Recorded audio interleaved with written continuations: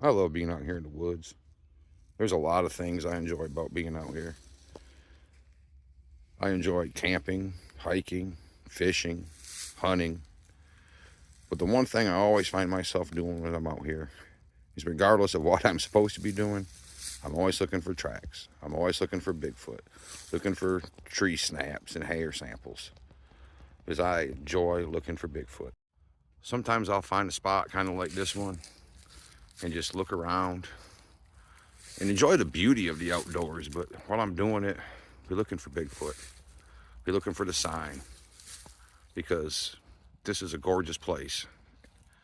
And if there's a Bigfoot here, that would be even better, wouldn't it?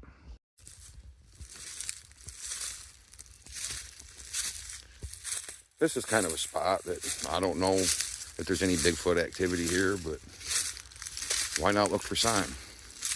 There doesn't have to be reported activity to go looking.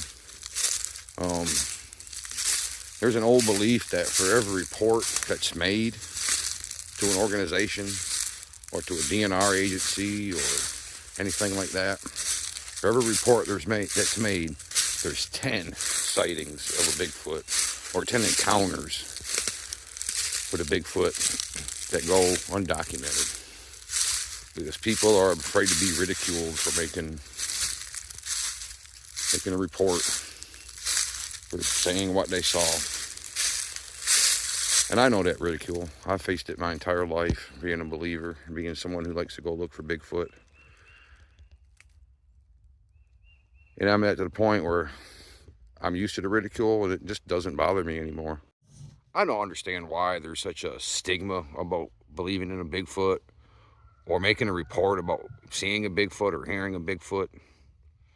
Because there's tens of thousands of credible reports out there. There's evidence in DNA, in footprint samples, the cast that show dermal ridges. There is a lot of credible evidence out there. But the scientific community and the general public as a whole wants to place a stigma on people who have seen these things, heard these things, or even just believe in these things. We're labeled fools. And I don't think that's right. I wish there was a way we could change all that, but there doesn't seem to be. All we can do is prove the existence of these creatures, and then they'll have to believe, won't they? Why is it so hard to believe that in a place like this, a place that's in the summertime is thick green, you can't even see into here? Why is it hard to believe that a creature could live in here and go unnoticed? Especially by some people who seldom leave the comfort of their homes or work. And all the information they have about a Bigfoot is what they've heard on TV and what they have thought up in their own minds, their own prejudices against it.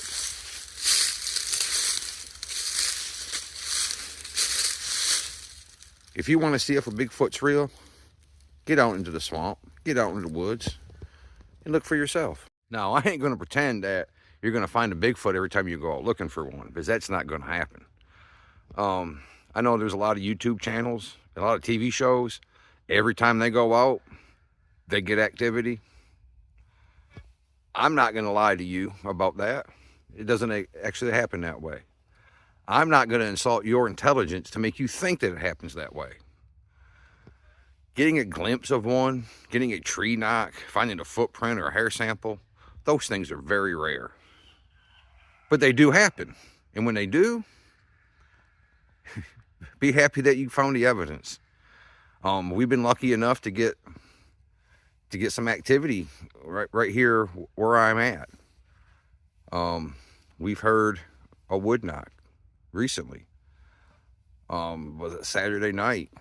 We saw something on the thermal camera that appeared to be a head looking around a corner or from behind a tree, and the hand coming out. We never got any further evidence to what that was. It seemed to just disappear after that. If it was a raccoon, it never came onto the ground. If it was an owl, it never flew away. If it was a Bigfoot, it just seemed to vanish. But you could see it on the heat signature. Something was there. So that's the kind of credible evidence you can find if you get out here in the woods and look.